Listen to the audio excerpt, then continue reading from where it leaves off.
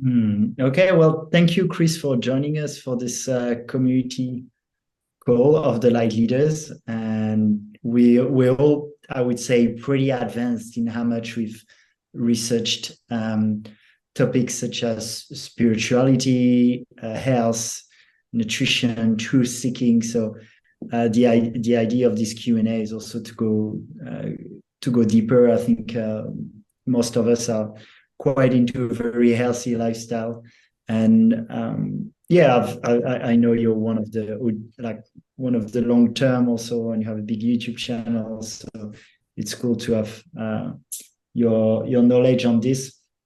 So we'll go and ask questions, but I'd love to start with, because you're living in Sweden and you were in Canada.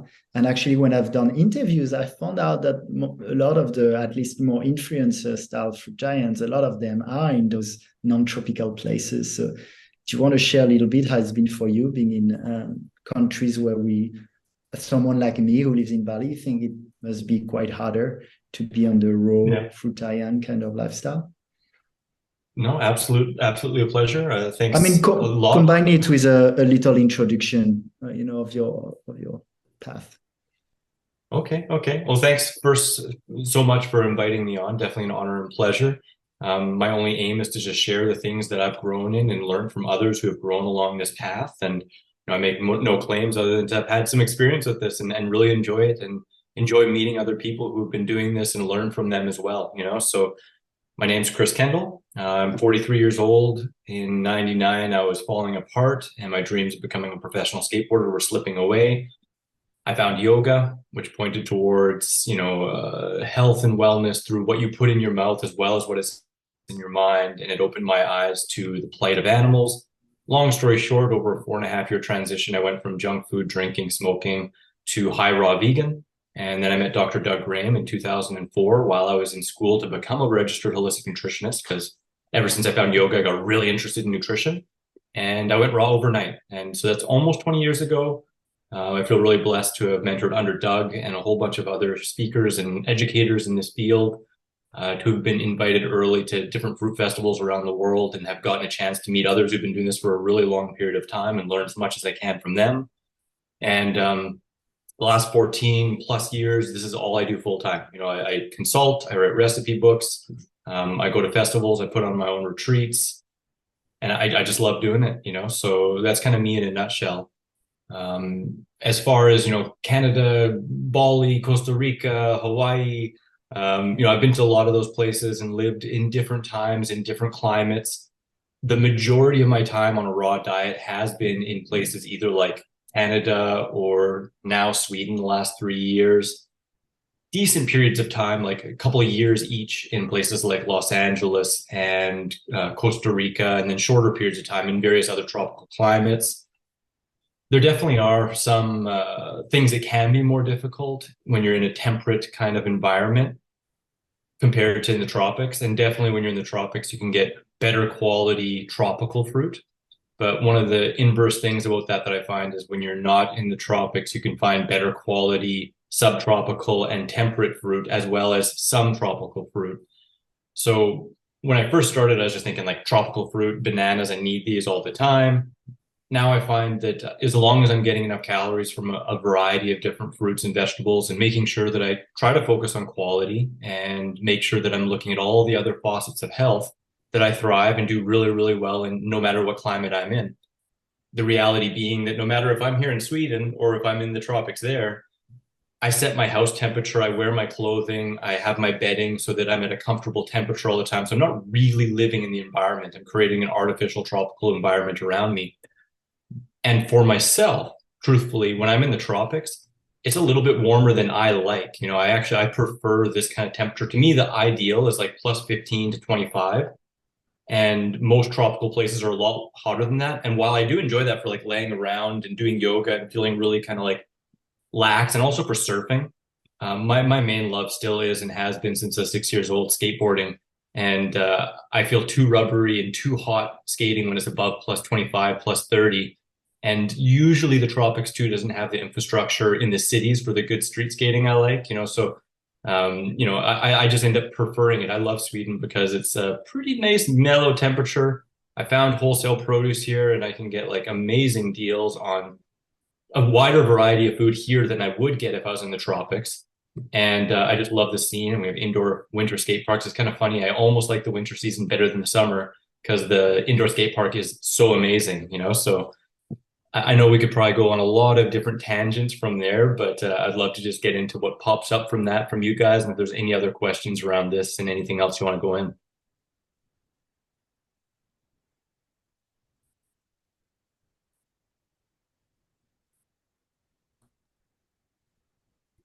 20 years, you said. It'll That's be 20 years this coming spring. That's a long way. Even nowadays, if you said that you're a fruitarian, they look at you a little bit strange. But 20 years ago, wow, wow.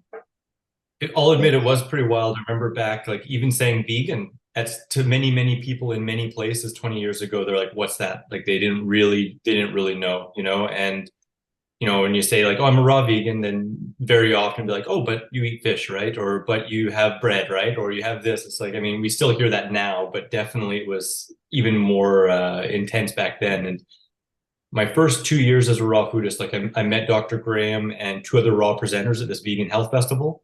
But then I went 2 years without really meeting anyone else except for one other person that had also gone to that same festival. And, you know, at that time, there really wasn't YouTube channels on raw food. I didn't see any raw food channels until really around the time I started. And that was around like 2011, I think.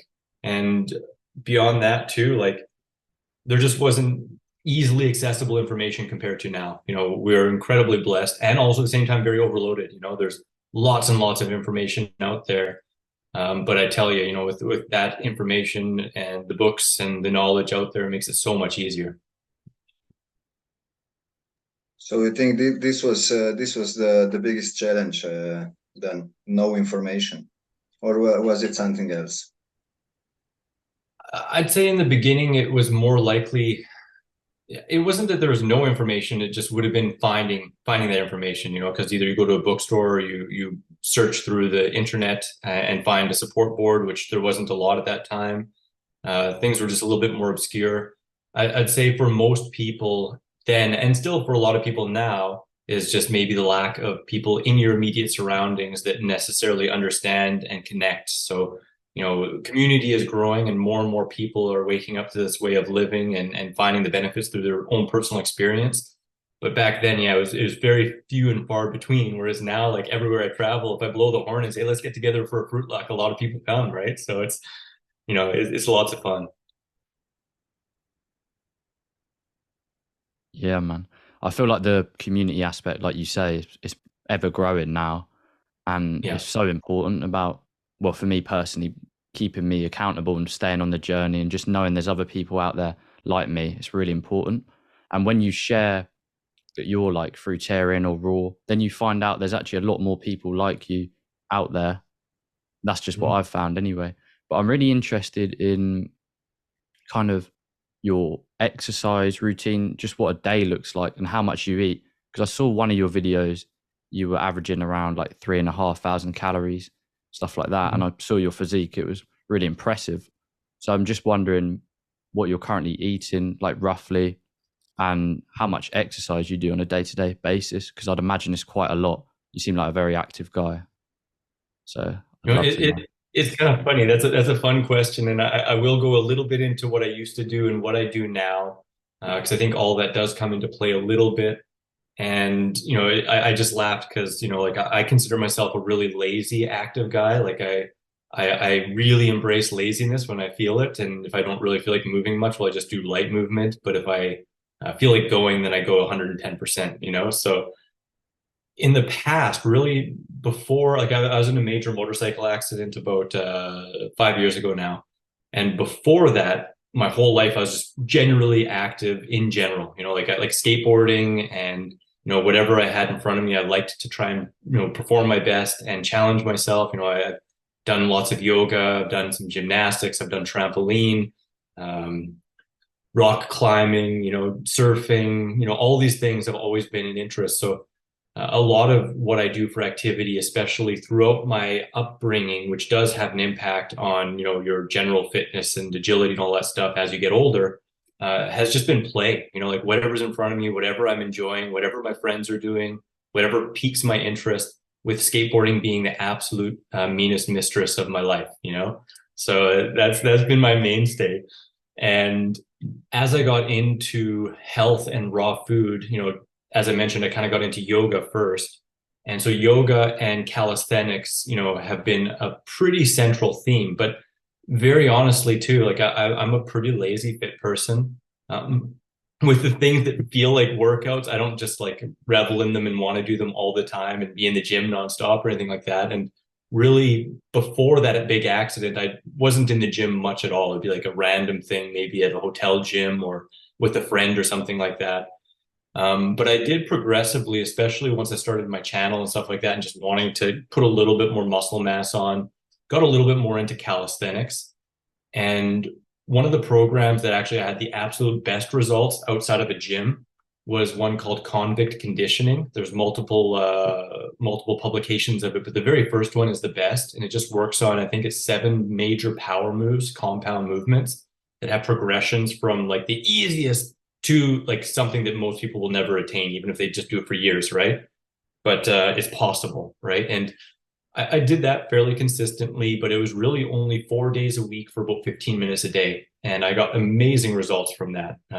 Really great program, especially if you like just kind of calisthenics-based stuff that has very minimal equipment, like a basketball and a pull-up bar kind of thing, and a rope, stuff like that, right?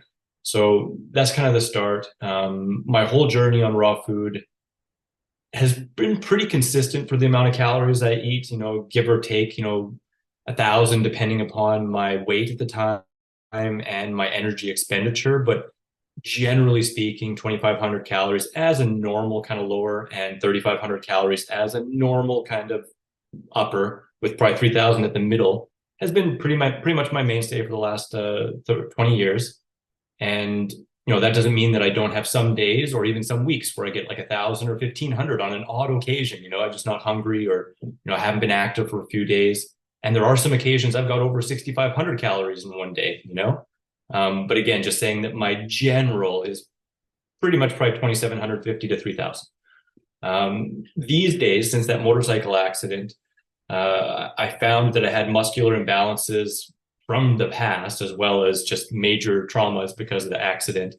And I sought out to correct those and also just to rebuild from there. So I started with, 6 days a week, 5 hours a day in the gym, but that was like rehabilitation. It was full time for almost a year after doing that. And that really gave me a very firm base of understanding of, different type of movements that really helped me to rebalance and get strong in the gym.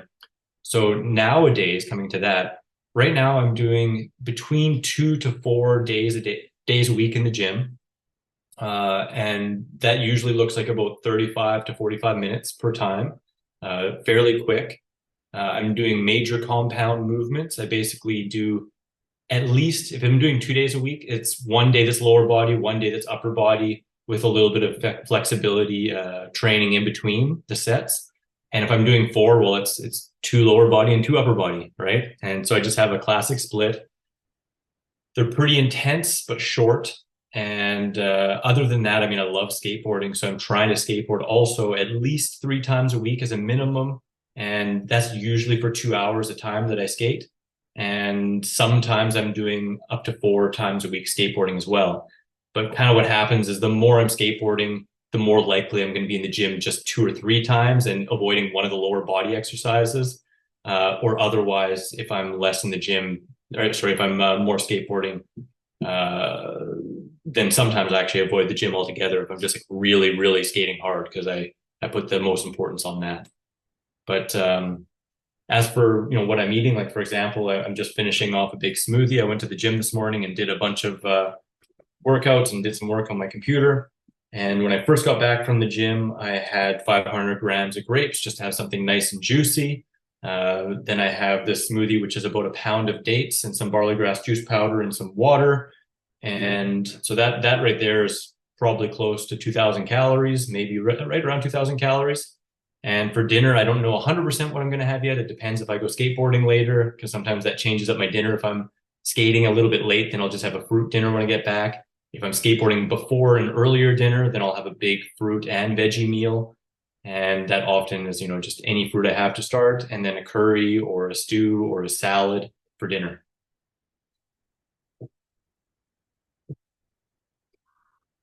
Yeah. Yeah. I think it's really important. Just one of the first things you touched on about finding someone you enjoy and someone you Yeah. love and doing that, because ultimately the food then fuels your passion. It's not just about food. And I've noticed myself, like my intake, my caloric needs, they vary drastically depending on the exercise. Obviously, like, it makes sense. But have you noticed, in terms of like the quality of fruit, if you have maybe slightly poor quality fruit, have you noticed you need to eat more of it? It's like, how do you feel about the calorie model? Because obviously there's certain flaws. It's just a way of tracking roughly how much you eat. But have you found like your calorie intake varies drastically depending on the quality of the fruit? Because some people, Absolutely. sorry, just quickly, like some people living in the tropics, they might have like fresh, organic, ripe papaya, and they may not feel like they need to eat as much compared to like if we were to eat papaya in Europe, Absolutely. No, 110%. I've found that over and over, especially when let's say I live in Costa Rica for 3 months and then I come back to Canada and it's still winter and the food isn't quite as good. The difference there being, I find, when I'm eating really peak quality, fresh picked tropical fruit, I'm much more likely to finish and be totally satiated, but still feel like I could eat more, like just a little, not like a lot. Whereas at home, sometimes you'll feel like, okay, I need to push it just a little extra, like having that bite beyond what I feel like I could enjoy, and the old adage that Dr. Graham talks about sometimes is, eating right between all you want and all you can, or all you enjoy and all you can, right? And I find that's even more apt when we're outside of our natural environment with like really, really good quality fruit. But I also think there is a couple other layers to this as well. Like if we're in a really, really nice, ideal environment and we're really enjoying it, we're comfortable, we're living a low stress lifestyle, well, that's going to lead us to requiring a little less as well. If we're in a place that's really cold, it's going to require more thermal energy and thus a little bit more calories. If we're not very happy, we're more likely to just eat more to numb ourselves a little bit. So I think it kind of goes into a bunch of those different categories, at least to some degree with each individual, and there's variables to consider. There's one other thing I wanted to mention there. In the very beginning, you mentioned one other question there. Or could you repeat your question in the beginning, sort of something that kind of came up that I wanted to mention? Yeah, sure. I've just got to remember it myself. I was just saying about finding exercise you love and just how my caloric intake how I've noticed it changes drastically depending on if I'm working out. That's one other topic I wanted to mention too, is because like sometimes we might look at, say, chronometer and think like, okay, well, banana 100 calories, but the reality is those are two just estimates, right? So a really, really good quality sweet banana might be 120 calories, and a crappy one that doesn't have much flavor and sweetness to it might be 80 calories, right? So understanding that those things aren't perfect either, and I do believe that the calorie model is the best we've got, but again, it's not absolutely perfect, and it doesn't completely account for each individual variety of food, how late it was picked, or how early, or how good the soil quality was. How good our digestion is, and even our mindset and our feelings when we're eating it. Because if we're eating it from a place of stress and like, we got to eat this way, well, we're not going to be getting the same abundance we're going to get from it if we're coming from a place of, wow, I feel great and I enjoy this, like I feel so blessed, coming from gratitude rather than stress. Yeah, I agree 100%. Sorry, Alex. Yeah, all good. I have a quick question, because you mentioned like at dinner having something like a stew or a curry. So how strict are you with being raw? I would say I'm a strict raw foodist. The only thing that slips by my lips that's kind of questionable is either some spices, or on occasion I do frozen peas, which have been blanched. More often than not, though, I'll use some sprouts, like fresh sprouts and stuff like that. but that's really it. And when I say like a stew or a curry, they're all raw food stews and curries. They're just my favorite way. Like a lot of people like salads or green smoothies. Yeah, I enjoy those on time to time, but I much more prefer kind of a stew style main course dish. So what that could look like is the same kind of ingredients that are in salads, like let's say cucumbers and tomatoes and maybe mushrooms or something chopped up into big bits. And then the dressing and the salad greens, maybe some other flavorings are pulsed in together so that instead of a giant salad like this, it's all put into the sauce and condensed like this, poured over the chunky ingredients. And that way I find it's even more flavorful. I can get more greens in, and it takes about half the time to eat because I'm not just, like munching on a 2-pound salad like this. It's like all that pushed into the dressing.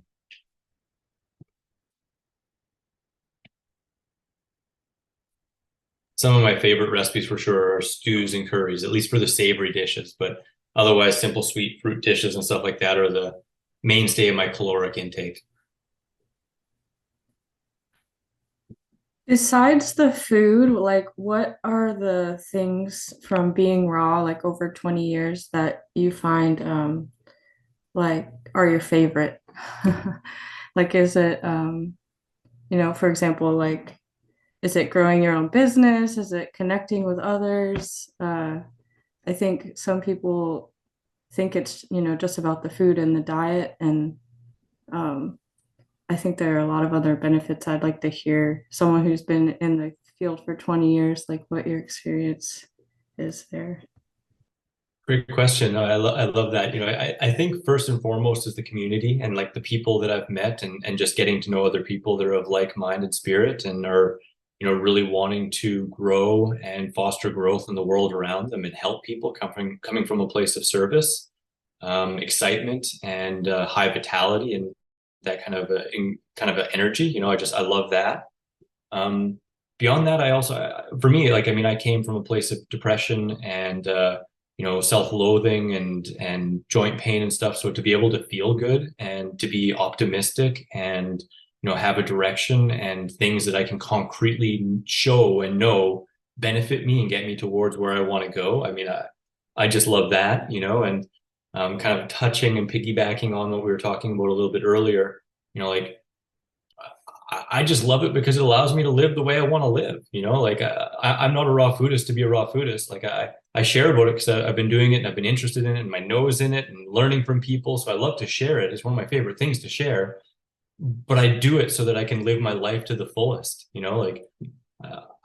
love skateboarding. I love playing. I love being lazy and hanging out with my cat. And I can do all those things at the highest level with a raw food diet, so for me, that's really what it's about. Nice.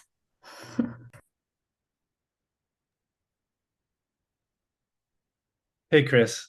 I have a question. How's it going, Brandon? Yeah. Good. How are you going? Doing pretty good. So, I think if I remember this correctly, when we talked to Dr. Graham, he mentioned his wife wasn't a raw fruitarian or anything like that. And also Dr. Robert Morse says the same thing. And I'm also, I'm a raw fruitarian, and my girlfriend and my family, I have 3 kids. They eat whatever. And one thing they mention is that I never really get sick. And do you have the same, I guess, response from eating raw foods? Do you just feel vibrant and alive all the time? And do you tend to not get, I guess, the flus and the colds and things like that? Yeah, great question. The last time I remember specifically being sick was in 1996 in grade 11 over Christmas holidays. And that's kind of amazing because I guess technically I was sick. That was when I was like 16. Technically I got sick more than a few times between 16 and 19, but it wasn't colds or flus. It's from being hungover or something like that, right? So I don't know if that really fits in the mold of what we're talking about here. But from 19 on. So in 99, I read a book called Fit for Life. And one of the main precepts that it talked about was eating fruit first on an empty stomach and moving towards a high carbohydrate, fruit-based lifestyle with lots of steps in between and lots of other information.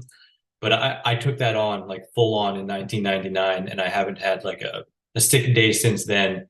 So I guess technically before that again, but the closest I'd say that I have gotten to it is 1 year after chefing multiple retreats, doing my own retreat and over stressing about it. I felt pulled thin and, in my head kind of stressed, and I took a day off where I just fasted for the day.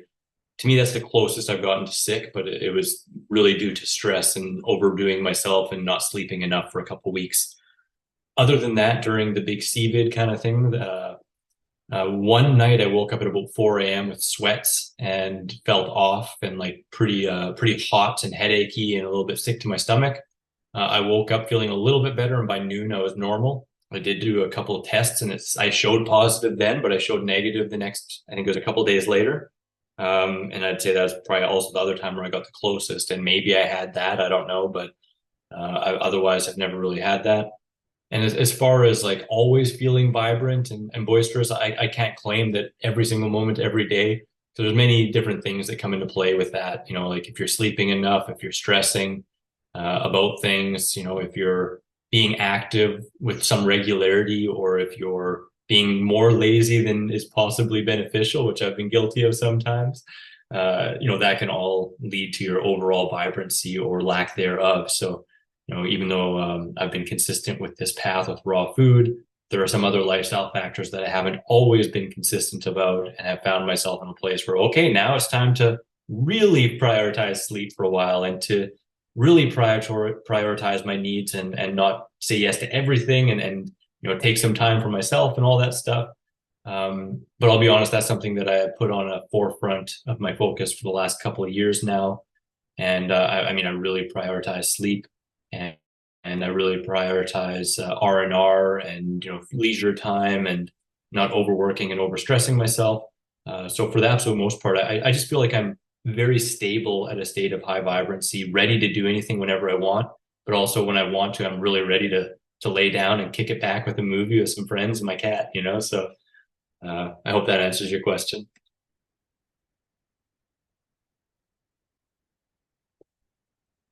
Thanks. Alex? And yeah, I've been raw for a bit more than 2 years, and it's also been my experience that I get less sick or none at all, and overall that I've really pretty good levels of energy. The one thing where I'm more hesitant is with the athletic performance, and I know you've been like a lot with Doug Graham, and I'm just like, maybe the only athletes that I see is close to raw vegan would be Novak Djokovic that I know of. Mm-hmm. But then in many sports, I look and like even Ted Carr, for example, he was a triathlete, but he wasn't the best in the world, And sometimes raw vegan is presented as such an advantage for athletic performance. But I feel that if it was, people should look at it, adopt it, and win, and it should be more spread. So how do you explain that there's not many athletes that do raw vegan at the top elite of sports? I think it's a fair and a really good question. And, I don't know that there aren't. There are some people that don't always share everything they do within their dietary regime, and to some it could be a competitive advantage. I do know there are some actors and other people like that have been long-term raw foodists. And there are some athletes for sure out there that, if not 100% raw, are definitely on a high raw vegan plan, like Serena Williams and other people like that. I also do know some, long-term raw foodists, or at least at that time were semi-raw, long-term raw foodists that performed at the absolute utmost of their ability, winning, first places in multiple world events, like Michael Arnstein, a fruitarian who started the Woodstock Fruit Festival. He was at the very forefront for many years of ultra events that he participated in. Also people like Tim, what's Tim's last name? Running Raw Tim. He was number one men's champion in America for a number of years, doing like climbing buildings and stuff like that, like really pushing his limits. And I mean, with athleticism as well, raw food isn't automatically going to make one the best, but it can help people be the best they can be, right? And certain people do have genetic advantages or have mindset advantages or are willing to push themselves harder or have a longer history with it.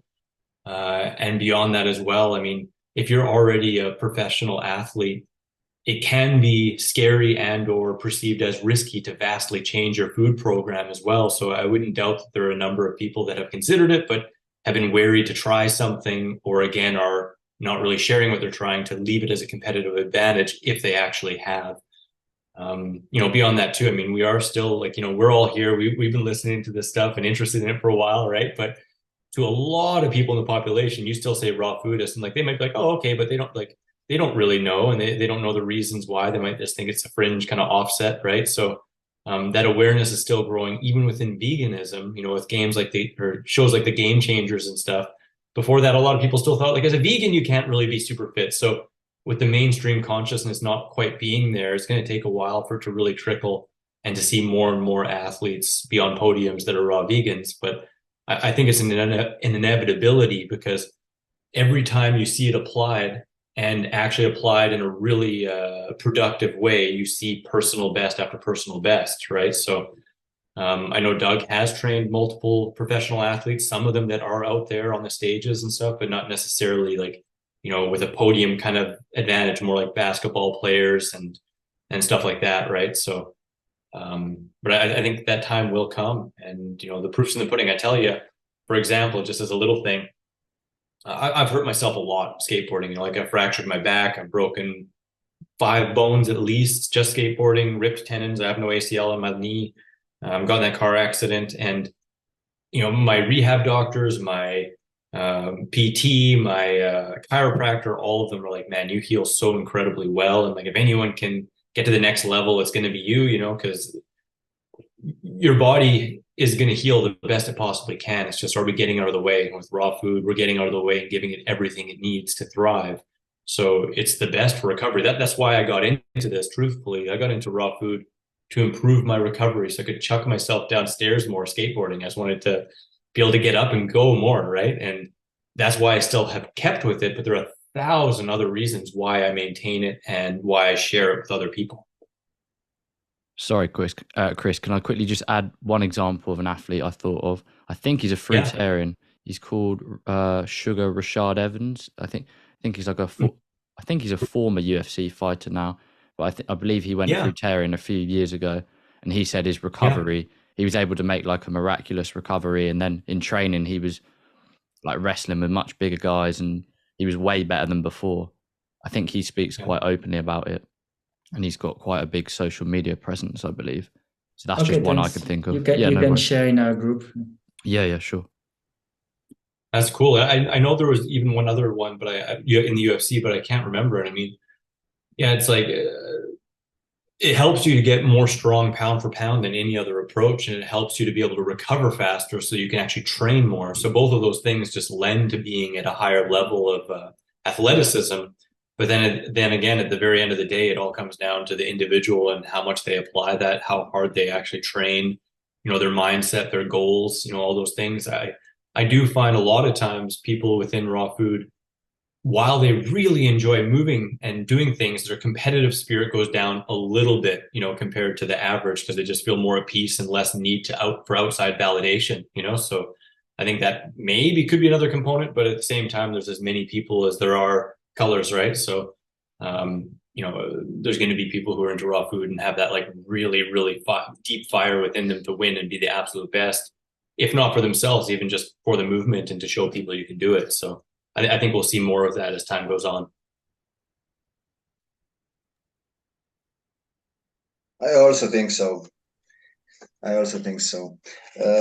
What about drinking water? Do you still feel the need?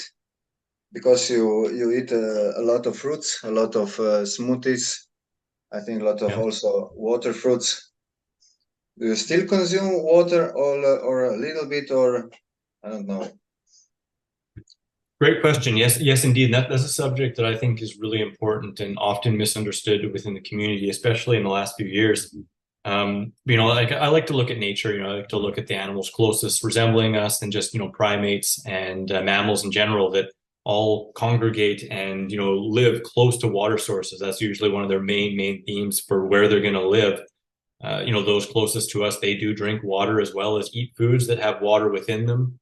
I learned long ago from Doug to drink water when you're thirsty and eat food when you're hungry. And that's really what I do. So when I wake up and I'm thirsty, I drink water. I'm not really looking for food, but I can tell that I'm a little dehydrated as our respiration throughout sleep. There's a lot of water that's lost there. So we wake up in a semi-dehydrated state. I usually like to drink anywhere from 500 milliliters to 750. That's pretty much the higher limit that I drink when I get up. Sometimes it's only 250 milliliters, but I just drink until I'm not thirsty. And then I usually get some movement and stuff like that and get into food afterwards. But I like to drink whenever I'm thirsty. If I'm at the gym, for example, like I got up, I had some water, I went to the gym and I brought about 750 milliliters. And as I'm working out, as I notice that I'm thirsty, I drink more and more. And then when I come home, I have some juicy fruit. And it's really advantageous to be drinking that water in the first place before eating the fruit, even though there's water in fruit, because our body's insulin function and ability to uptake and transport sugars to our cells is incumbent upon a certain level of hydration. And as that hydration goes down, our body's less efficient and our pancreas has to work harder to get that sugar into our cells. So if I worked out and I got dehydrated and thought, well, I'm just going to eat watermelon. Well, sure, I can do that. But one, I'm much more likely to get something which most people refer to as melon belly, some cramps after eating really sweet, juicy fruit. And two, my body's going to be less efficient and it's going to create more demand on the organs in order to get that into my body. So I always like to drink water actually before I eat fruit. If I'm thirsty, if I'm not, if I'm already hydrated, fine, I'll just eat the fruit. Otherwise, because I eat a lot of sweet fruit and not quite as much, at least lately, not quite as much non-sweet fruit, say cucumbers, tomatoes, even some citrus or stuff like that, that's a little less sweet. I tend to drink a bit more water. If I'm eating a lot more non-sweet fruit, like sometimes when I'm in the tropics, I'm eating meals of tomatoes. I love tomatoes. Or if I'm having lots of cucumbers, I'll drink a little less water. But what a lot of people don't consider is that sweet fruit, it actually requires a large amount of the water that's in the fruit for the body to metabolize it. Dr. Graham has taught that for every gram of sugar, it requires 7 grams of water. So if your fruit is incredibly sweet, it can actually be dehydrating to the body, even though it has water in it. And, you think bananas are like 77% water. But I don't know anyone who's had a bunch of bananas when they're thirsty and thought, wow, I feel like I just had a big glass of water. You feel more dehydrated, and it really exemplifies that. But when you're eating something like watermelon, it's going to be higher in water than the grams of sugar, unless it's an incredibly super sweet melon where you actually can be just basically maintaining your level of hydration while you're eating it. So it's an often misunderstood kind of component, and I think really helpful to know that if you're thirsty, drink. Green juices can be used for that as well, but there's definitely nothing wrong with water, especially if you're mindful of your sources and or utilizing some good filter techniques and stuff. I love distilled. I love reverse osmosis. I love quality spring water. And otherwise, I love getting my water from fruits and vegetables as well. But I don't think it's better to try to only get it from there, unless possibly you're getting an abundance of, say, fresh coconuts and you just love eating lots of cucumbers and tomatoes. Sure, you can do it, right? Like I know people who haven't drank water for years, but to me, that's more from a mental construct than actual physiology and nature and what's necessarily optimal. Yeah, I think just quickly, I want to add that's really important for people with the water, because for me personally, I held this construct in my mind. I thought I don't need to drink water because I'm getting all my water from fruit. But I was thirsty, but I was telling myself I didn't need the water. So like you say, drink when you're thirsty, eat when you're hungry. And I've also noticed with certain fruits, especially bananas, they actually do dehydrate me. Like you say, they take more water. And there's something I think Lauren Lockman talks about I think if the fruit's like roughly below 80% water or something, it actually dehydrates you, like you say. So it's just playing it by ear. Like if you're thirsty after eating. Oh, that's another quick question I had. How close after eating would you recommend like consuming water? Because does it impact the digestion if you drink like too soon after eating? It's a good question too, because most food combining guides and say, drink water 15, 20 minutes before you eat and stuff like that. This pertains mostly to cooked foods and things that require a lot of enzymatic digestion. Whereas when we're talking about fruits, which virtually are pre-digested, it's not really as important. So if we're just talking about a fruit meal, sure, maybe it's ideal to get hydrated first for the physiology and the uptake of the sugars, and to have maximum stomach space so you can eat a big meal, right? But it's not going to really interrupt digestion much to sip on some water after. I wouldn't gulp water, like, eat a big meal, be like, whoops, and then gulp a liter. Yeah, you're probably not going to be the most comfortable or advantageous. If on the other hand, we're doing something like, having a big salad and it's got some seeds in it or something like that, it requires a little bit more chemical digestion. Yeah, we're more, it's going to be more optimal to drink your water beforehand, but again, like sipping on water is going to do minimal. And if you're really thirsty, well, sometimes some water helps with the digestive process in terms of it being able to move and churn a little bit easier than if you're like really dry mouthed and, not really helping your whole physiology in the first place. But yeah, first is going to be better optimally. Great. Okay. That clears that up. And just quickly, I've had another question pop in my mind when you were saying that. It was going to be about, see, some people say they struggle to eat big meals. Is that because they're not hydrating prior to eating? So like you're saying, they're not having optimal digestion because they're not hydrating with water prior. Is that why people struggle to eat? There's going to be multiple reasons why someone could struggle with eating large meals, and it also depends on when we're talking about large meals, if this is just meals of fruit or if this is meals like savory meals, because if someone just has a hard time eating large meals of sweet fruit, well, that's going to be a little different than if they have a hard time eating similar volumes of salad and cucumbers and stuff like that. When it's mostly just fruit, well, yeah, then hydration as well as insulin function and or the fat content of the diet is going to come into play. Invariably, when I talk to people who have a hard time eating more than 1 or 2 bananas, they also are eating a really high fat diet, which impacts insulin function. So reducing it down to 15 or 10% or lower for a period of time helps clear that up in pretty rapid succession. Otherwise, if people are just having a hard time eating larger volumes in general, it may be because they're used to eating lower volumes in general, right? Their previous diet maybe is higher fat and or processed and doesn't have much fiber in it, so they're used to small meals. And it just takes practice, it's just practice and perseverance. And most people I see new to this lifestyle require eating somewhere between 3 to 5 meals a day, with fruit being the starting point and sometimes the entirety of the meal in order to get their daily calories in. But if we're eating in between as much as we enjoy and as much as we can, erring on 1 or 2 bites more, that progressively gets easier and easier as the meals get larger and the time between the meals gets larger until you get to a point where, I find most people that are doing this for over a decade are eating usually 2 or 3 meals a day. And I feel the best at 2 meals a day, but I also eat 3 meals a day if I'm eating more juicy fruit. In certain seasons, the fruit is just too amazing and I want to have 3 meals. But a lot of times when I'm just like, if I have a big banana meal or a big persimmon meal or a big date meal, I can just get by with 2 meals easily, and then I have a lot more time for play and not even thinking about it or carrying stuff around. Yeah. I guess like you say, it depends on your lifestyle. Like if you don't want to be in the kitchen or prepping, chopping fruit 4 or 5 times a day, then maybe like you say, the 2-3 meals might be better for you.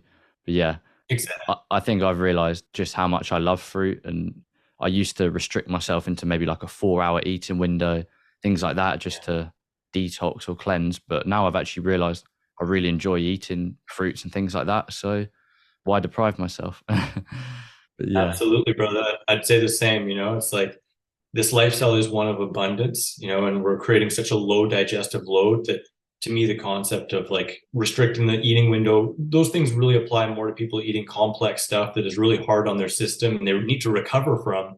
We don't need to recover from our meals. So, coming back to the simplicity of, drinking when thirsty and eating when hungry, like these really sleep when tired, right? These little simple things, it produces profound benefits and effects. For sure. Thank you. Pleasure. Hey, Chris, last week we had someone with whom we discussed breatharianism, urine therapy, and things that go like more further. So I find in the raw vegan, let's say, movement, you have people like Doug Graham who are like, okay, we found what's optimal and kind of stay there and do well. I feel like it's your path too. And then you have people who feel it's an evolution from more density to less density. And then after the raw vegan, there's the liquid iron, and then maybe drinking your urine, and towards interest in breatharianism too. So I'm interested if you just have some interest in that or experience, and if you want to share something on that topic. For sure. No, for sure. It's been an interest of mine for a long, long period of time. Something I didn't mention actually, before I even got into yoga, I was really into kind of a spiritual bend, reading stuff like Carlos Castaneda stuff and Celestine prophecies, all that kind of stuff, and really kind of spiritually focused. And when I got into raw food, that was extra heightened, and I read a lot of different things, and followed with some people that were into breatharianism and stuff like that, yogis and stuff, autobiography of a yogi, going into all that fun stuff. And at the same time, trying to talk to as many people as I can within the movement who have long-term experience, not only for themselves, but also coaching and getting to know a lot of different people throughout the years who have tried all these different kinds of things, and, what their experiences are as well, So my focus really nowadays is on what I've seen work the most consistently for the most number of people long-term, especially without vast changes and reworking of programs or the requirement of supplements or outside sources and stuff like that, So with that, I mean, I haven't found any approach that works better or has any advantages over a basic 80-10-10 approach, just, saying as, fruits predominating calorie sources, abundant in fruit, veggies, and or greens, as much as you could possibly desire, and some or a small amount, or for some periods of time, little to no fat. I don't really see vast improvements on that. As far as breatharians and stuff like that, I won't come here to say that I think it's impossible. I think it's more on the lines of improbable, especially in the scenarios of, overly promoting and making lots of money off of it. Throughout my 20 years in this field, I've definitely seen various people pop up and disappear and pop up and disappear, or new ones pop up for very short periods of time promoting these kinds of things, making names for themselves, and then later being shown as it not being accurate or not being true. And there are many, many cases of that.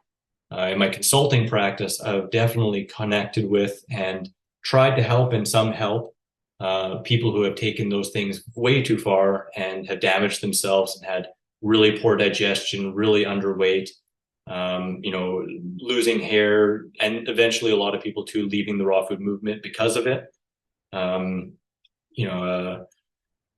also talking with others, like talking with people like Doug and Don Bennett, and, rest in peace, Robert Lockhart, which some tough lessons learned there too. Finding very similar stories, and just meeting people throughout the world too, who have gone through different phases within the raw food journey, in order to come to a place of balance, and a lot of who have fallen off of balance from, one could say, trying to ascend too fast.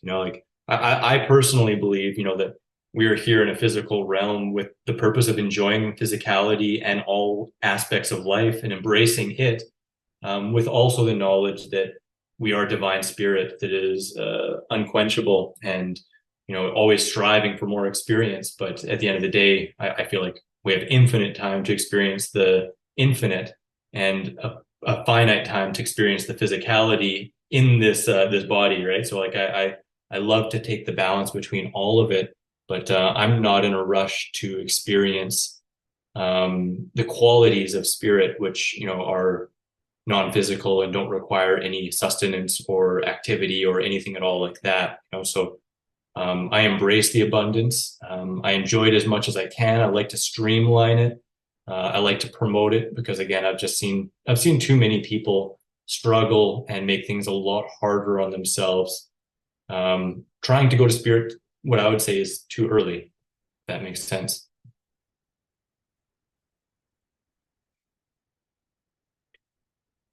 I feel like we could probably go on a bunch of tangents on that subject. I mean, we could go into other stuff. Like I have a friend who has practiced urine therapy for 10 years, and actually probably now it's probably like 13 or 14 years. Does it every single day. I read multiple books that he shared with me on the subject. I tried it myself. I just couldn't really vibe with it as a practice myself.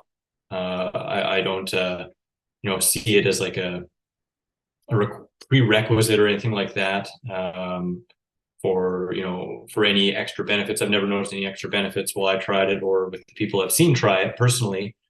For me, it's like the body has so many redundancies to be able to recycle, to be able to utilize stuff from our environment and from foods, all the nutrients and stuff like that.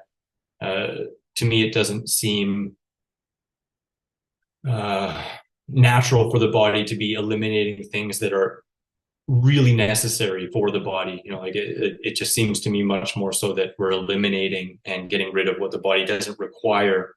So like I'm not drawn to urine therapy as one thing that you mentioned. I'm not really drawn to trying to eat lighter and lighter and lighter, because many people that I've seen and coached who have done that end up having a harder time coming back to normal foods. Well, I don't even like to say that, normal foods, right? Because you get that from most people in most diets, like, oh, you're eating fruits and vegetables, but why don't you eat normal foods? But we'll just say mainstream.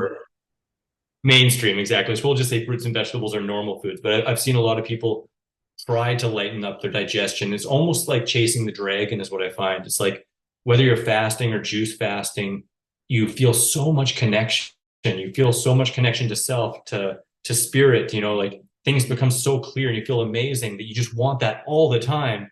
And then all of a sudden when you come back to normal foods, it's like, wow, this is like a heavier physical reality and I'm not quite as connected. And it leads people back and forth like a yo-yo.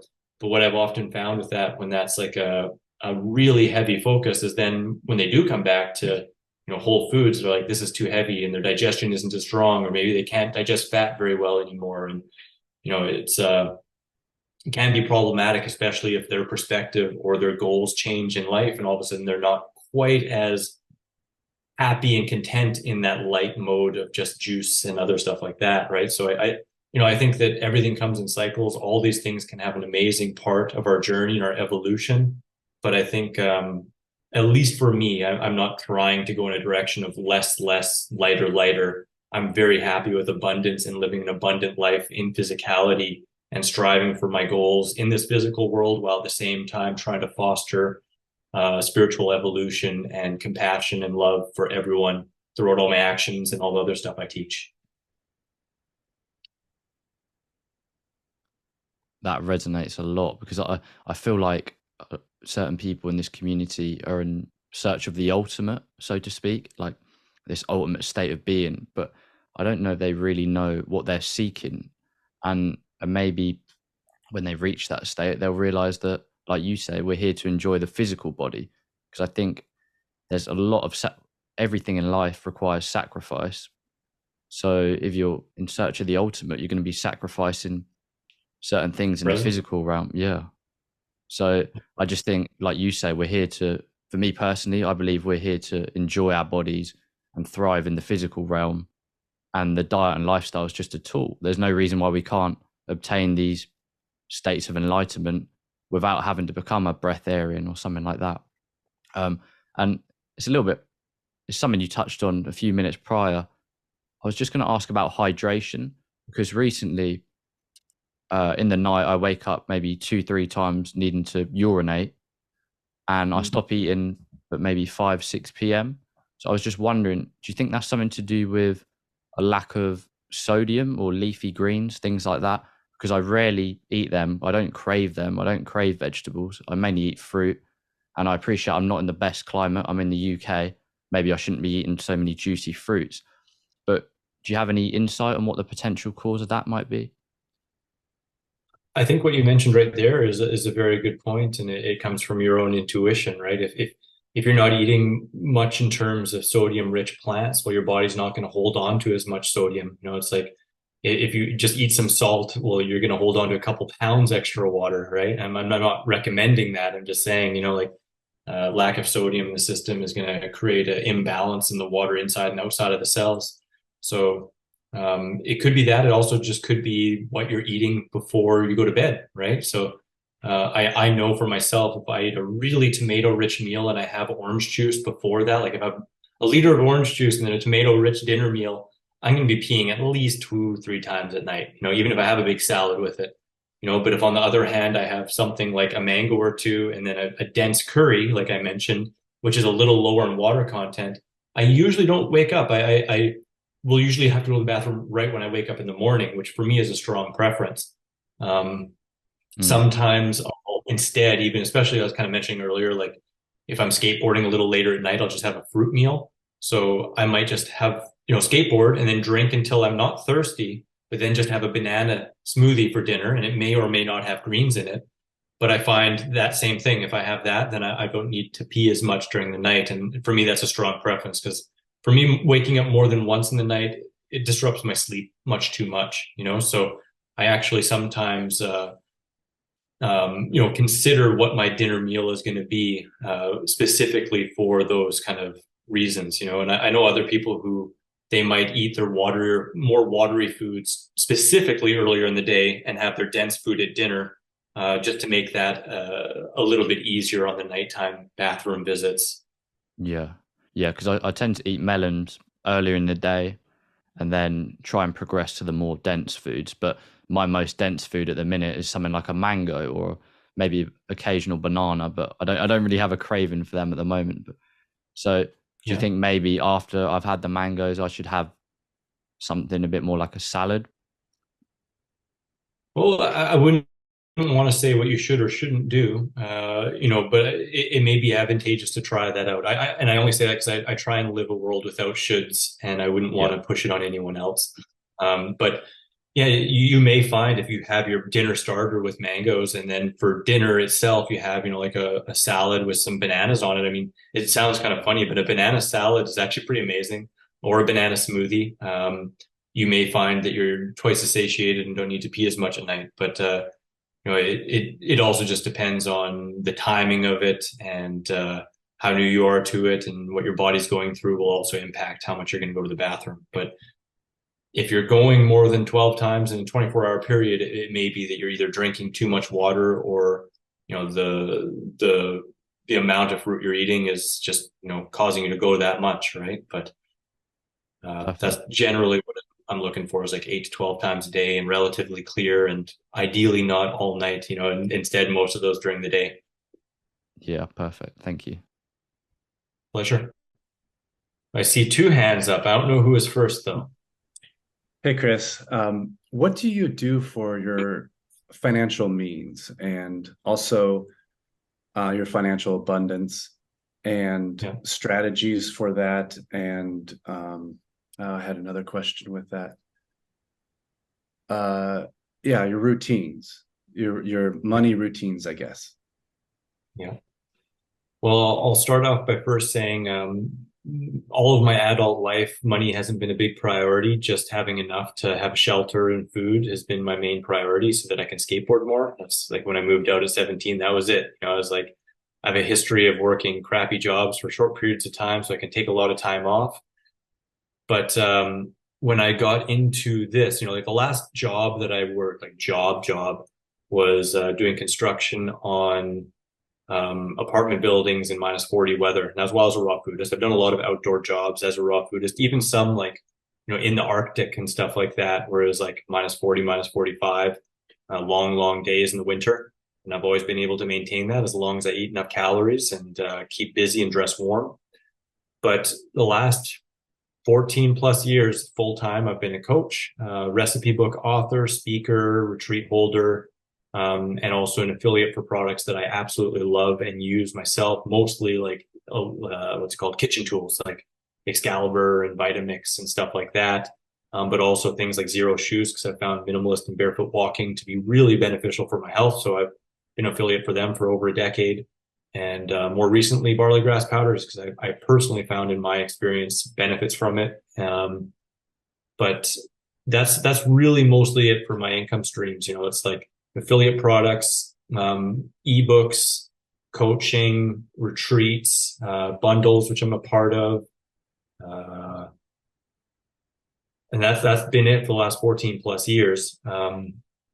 I'll admit I'm not a business coach. I have taken business coaching. I know business coaches, but I'm still at the point where like money is a very low motivating force in my life. As long as I'm living my purpose, as long as I'm having free time to skateboard and I don't feel stressed about money, then I'm happy. My first price, 5 years living this lifestyle as a coach, I made less than, well, the first couple of years I made less than like $2,000 a year. And it took over 5 years to break $5,000 in a year. And I've been really used in most of my adult life to living on less than $7,000 to $10,000 a year. I make more than that now. And I know I could make more, but I don't stress about it. And, to me, you know, continuing with financial success is just all about touching base with what you're passionate about and being a creative force, bringing it to life and helping people, you know, and as long as you focus on that, there's always going to be abundance. So I don't make as much as a lot of people, but I feel incredibly abundant because I live a semi-retired life. I promote the things I absolutely love. I help people, and I work when I want and don't when I don't, you know, so I don't know if that answers all your questions. I'm happy to go into anything else around that if you want.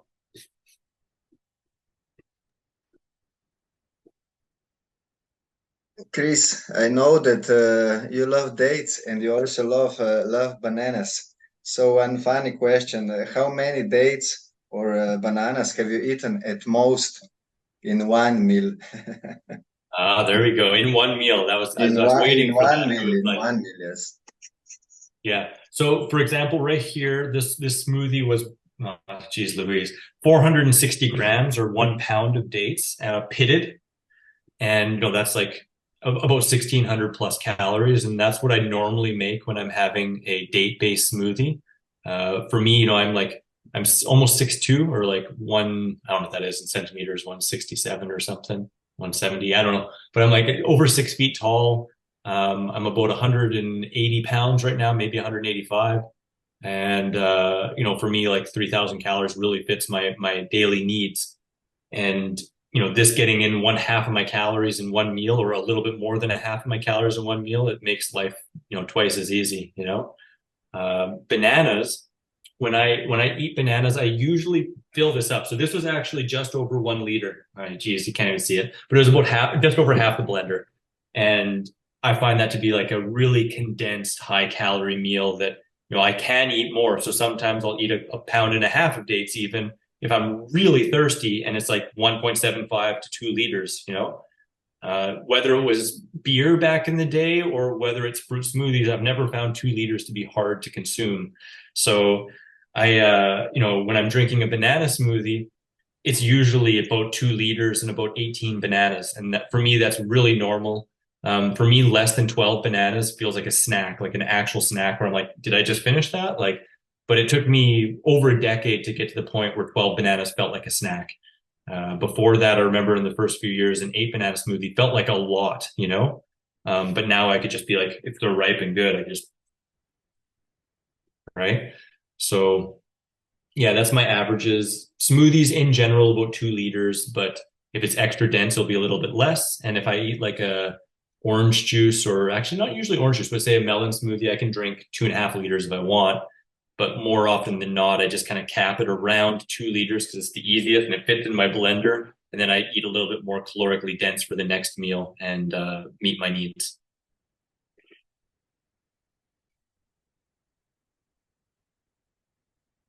I've just got a few more questions. You're probably sick of hearing me.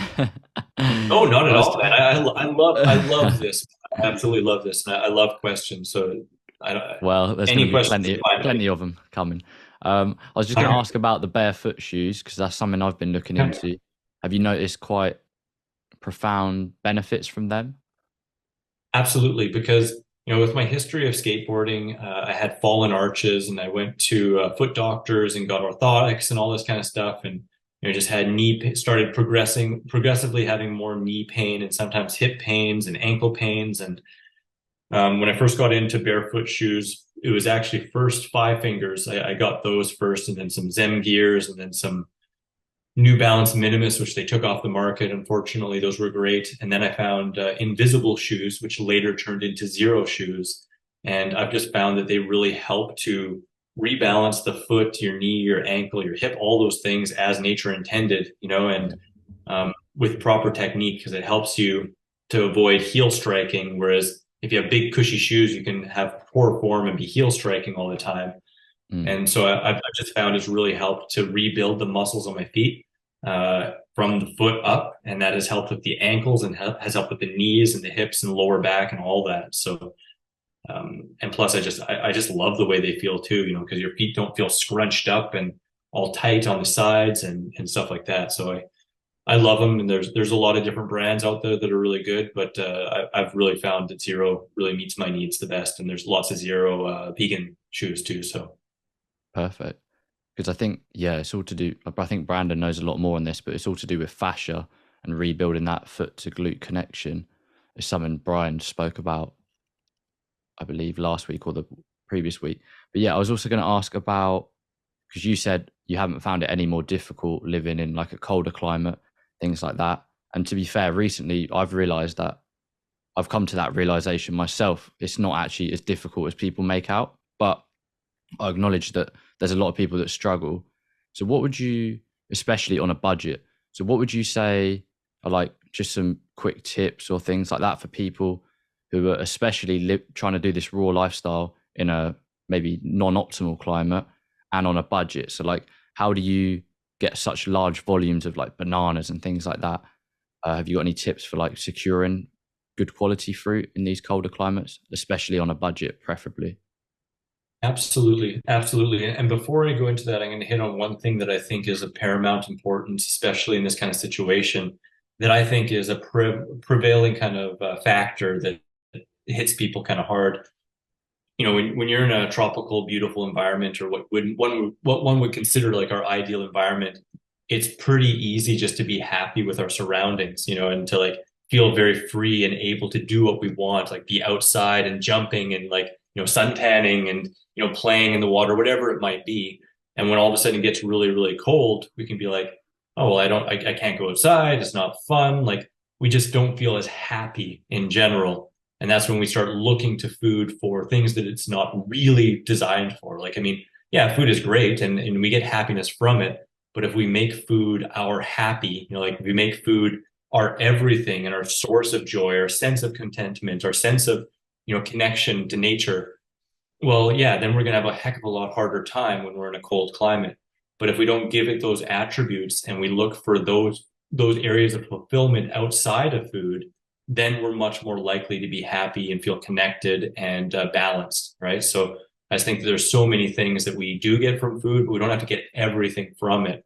And that can actually be of detriment, I think, to our whole holistic lifestyle if we put so much emphasis on food, So that's one tip right there, though, that I've found to be absolutely outstanding is, like I have preferences for food. I want to get the best quality I can. I want to get the stuff that tastes amazing and is like super nutrient dense and, easy to digest.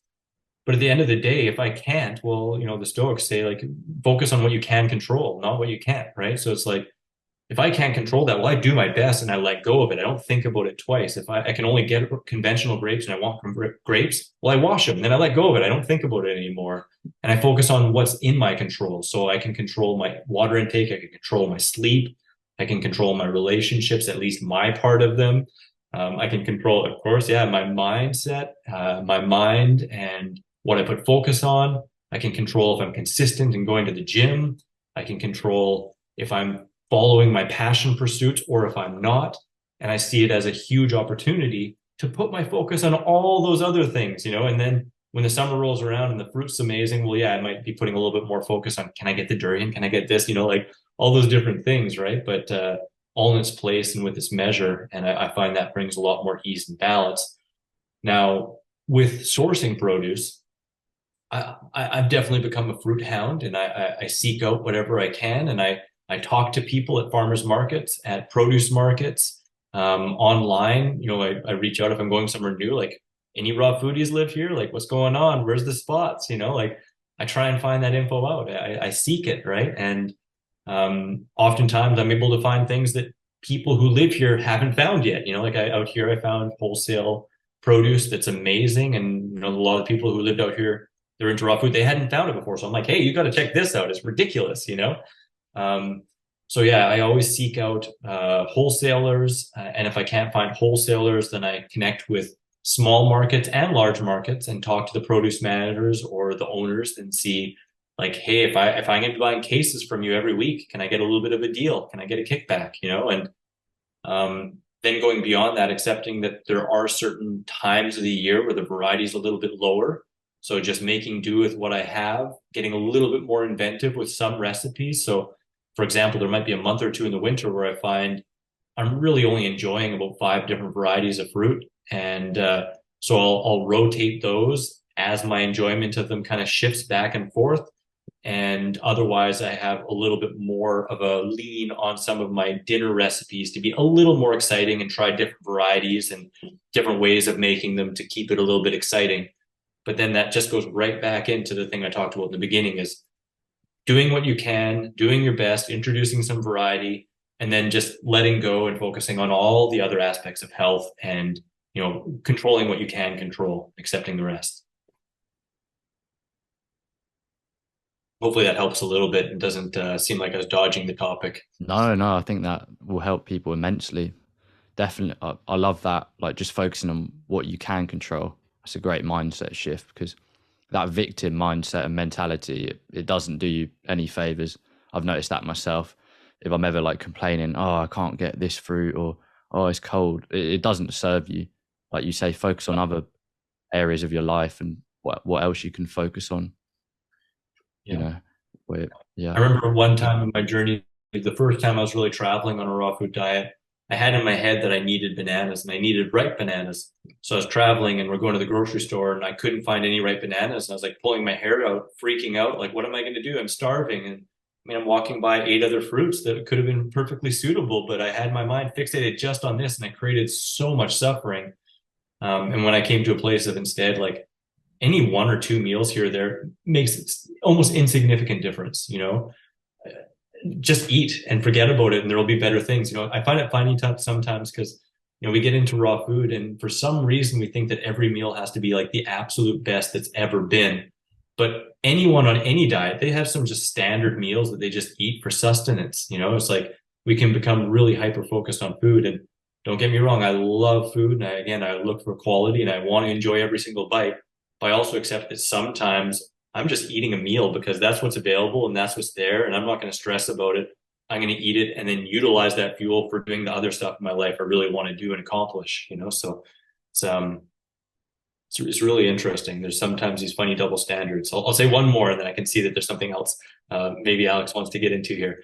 But it's kind of funny. Like, some people say like, oh, you raw foodists obsess about food. And it's like, everyone I know on every single diet travels around the world to food destinations and has like a lineup of restaurants and bars and stuff they want to go to. It seems that everyone's obsessed about food. It's just, are we obsessed about food that brings us benefit or that brings us down, right? So I'd rather be focusing on getting the best food I can. For sure.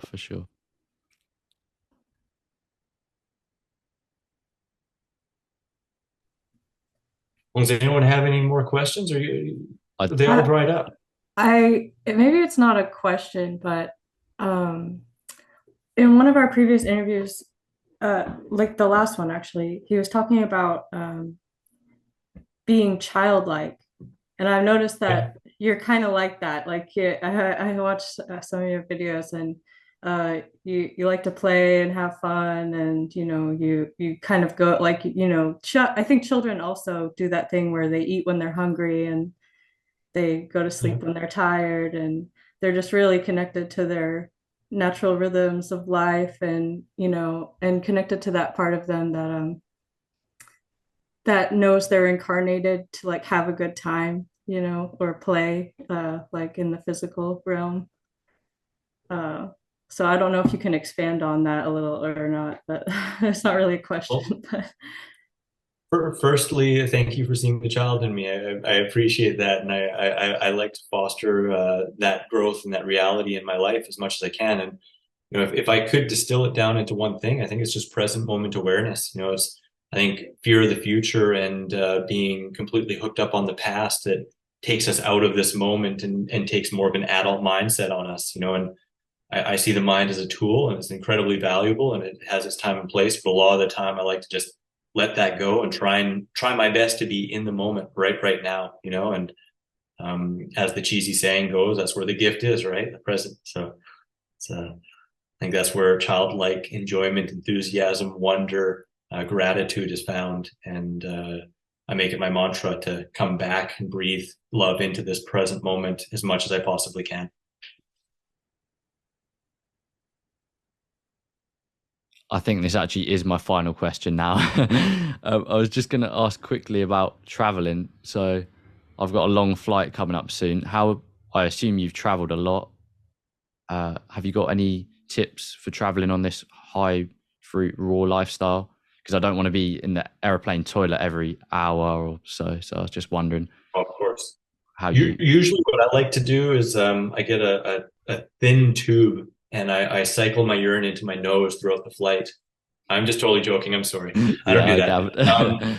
That would be interesting. No, but I mean, there's multiple ways I've played with it. What I do most of the time, to be honest, is I bring like a pack of dates and some celery on the plane, because you can always bring those wherever you go. And I just press my dates into the celery and just have celery date sticks.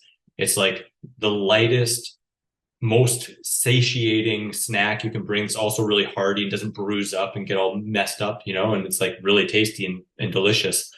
So I'll most often do that. Just basically bring like one big stalk of celery and like a pound of dates. And that's good for an entire meal, good for like 6 hours or 2 meals, and break it up.